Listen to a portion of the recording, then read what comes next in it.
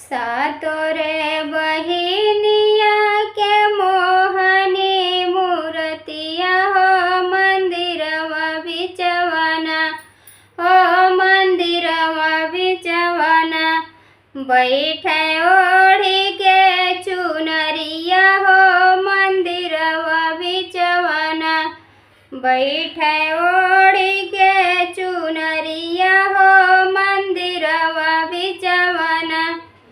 सबके तो दिहलु मैया महलाया टरिया हो किया पुना मैया ना, हो किया पुना मैया ना।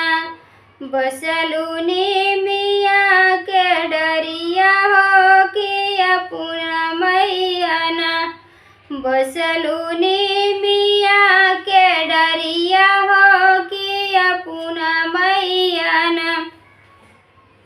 सातो रे बहिनिया के मोहनी मूर्तिया हो मंदिरवा बिचवाना, हो मंदिरवा बिचवाना।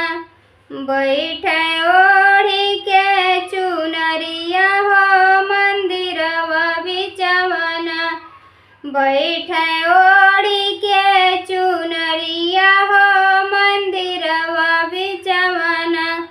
सबके तो दिहलु मैया रेशम के सड़िया हो किया पुना मैया ना, हो किया पुना मैया ना।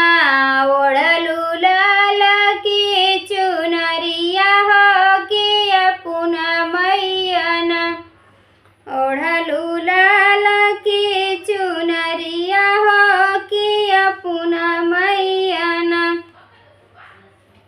सातो रे बहिनिया के मोहनी मूर्तिया हो मंदिरवा बिचवाना, बैठे ओढ़ी के चुनरिया हो मंदिरवा बिचवाना, बैठे ओढ़ी के चुनरिया हो मंदिरवा बिचवाना।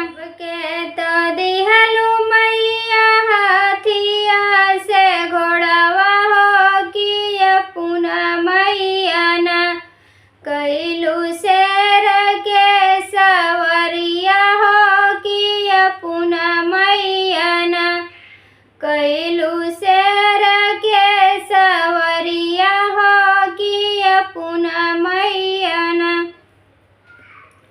सातो रे बहिनिया के मोहनी मूर्तिया हो मंदिरवा बिचवाना, बैठे ओढ़ी के चुनरिया हो मंदिरवा बिचवाना, बैठे ओढ़ी के